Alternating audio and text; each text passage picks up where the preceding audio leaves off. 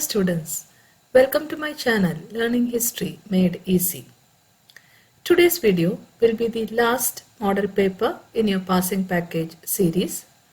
Total there will be 3 model papers. The first 2 I have already uploaded and this is the third paper. Before getting into the video, if any one of you are seeing the channel for the first time or if you have not subscribed to my channel, please do subscribe and share it with your friends, and also click the bell button to receive notifications whenever I upload new videos. And if anyone wants to download the PDF document of this model papers, the link is given in the description box. You can download the PDF from the same. So without wasting time, let us get into the video.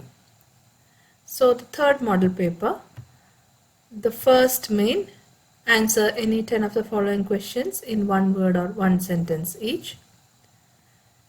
Name the work that mentions the extent of Karnataka. Kaviraja Marga. What is meant by Veda? Knowledge. Who was the founder of the Hoysala kingdom? Sala. Which was the original home of Kushanas? China. Which was the new religion introduced by Akbar? Dini Ilahi. Who was called the Tiger of Mysore? Tipu Sultan. Who propounded the drain theory? Dadabhai Nauroji. Which was the birthplace of Basaveshwara? Bagewadi. Who established Arya Samaj? Swami Dayananda Saraswati. Who was famous as Netaji? Subhash Chandra Bose. In which year did the first war of Indian independence occur? 1857. Which was a famous work of Alur Venkatrao? Karnataka Gatavaibhava. What was the original name of Buddha? Siddhartha. Name the philosophy of Ramanujacharya?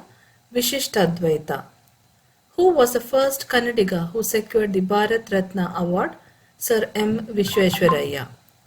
Now part B, second main, that is answer any 10 of the following questions in 2 words or 2 sentences each.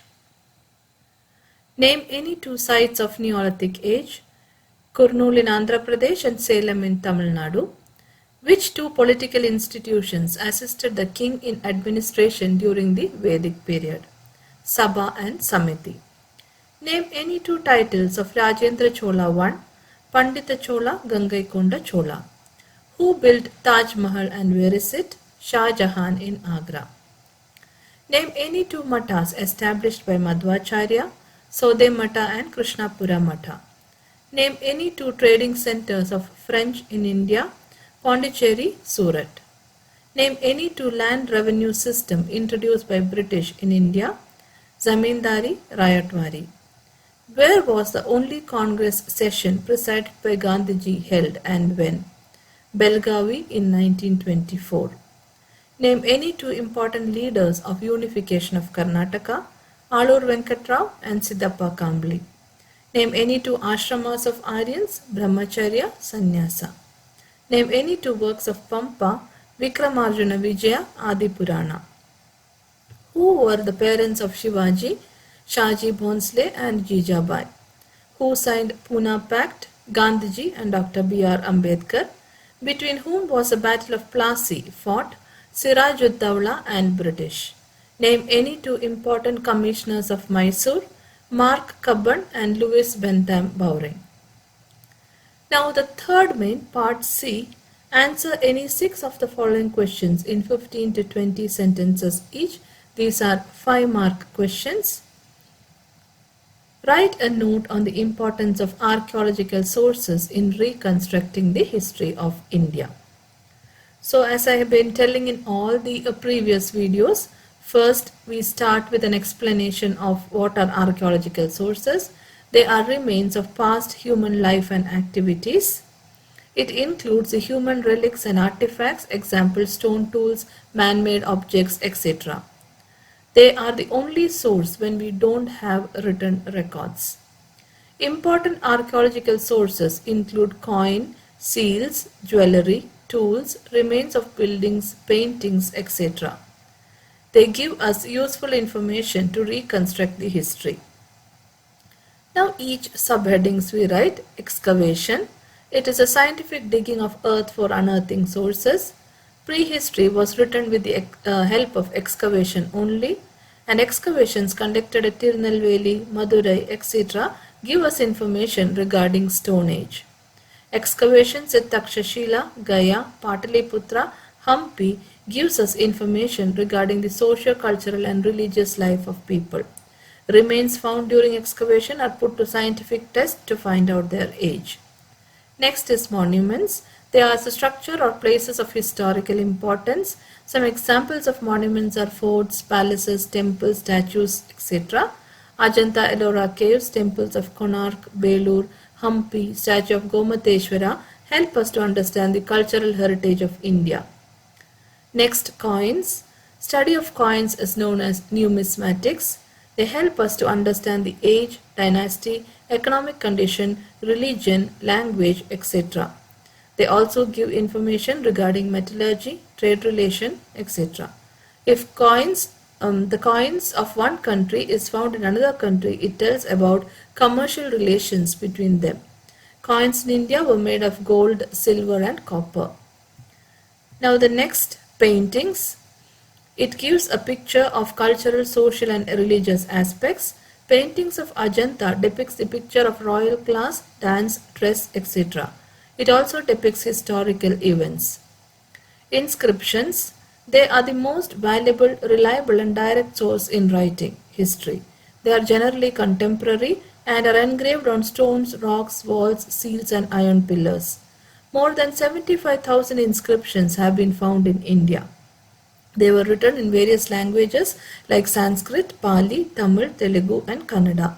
Inscriptions contains details regarding events, donations, chronology, etc. And the study of inscription is called as epigraphy.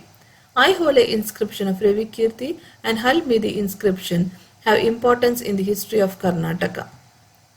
So these are the points which you have to include in the question when how archaeological sources help in reconstructing the history. So you start with what are archaeological sources, then you continue with the next points. Now the next 5-mark question, discuss the life and teaching of Mahavira. So here the question is in 2 parts. One is life of Mahavira and the second part is teachings of Mahavira.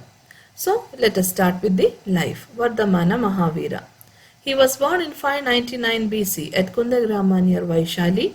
His parents were King Siddhartha and Queen Trishala Devi. Vardhamana married Princess Yashoda at the age of 18 and his daughter's name was Anoja or Priyadarshini. Due to the sudden death of his parents, Vardhamana renounced worldly life. He lived the life of self-mortification and deep meditation for 13 years. He attained enlightenment at Rimpigagrama in Bihar and he attained the highest spiritual knowledge called as Kaivalya.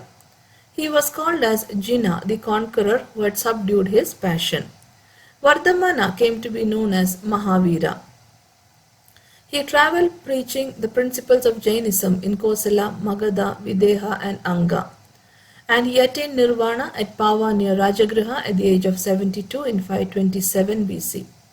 His religious order was open to both men and women. The teachings of Parshanatha was accepted by him as the basis of Jainism. Now these points were regarding the life of Mahavira. Now let us move to the second part of the question, that is teachings of Mahavira. He preached 5 vows called as Panchashila and 3 jewels for the attainment of salvation. What are these 5 vows? Satya, truth, Ahimsa, non-violence, Asteya, non-stealing, Aparigraha, non-possession of property more than required, and Brahmacharya, chastity. 3 jewels or 3 ratnas, right knowledge, right faith and right conduct. Mahavira did not believe in the existence of God. He believed in the existence of soul.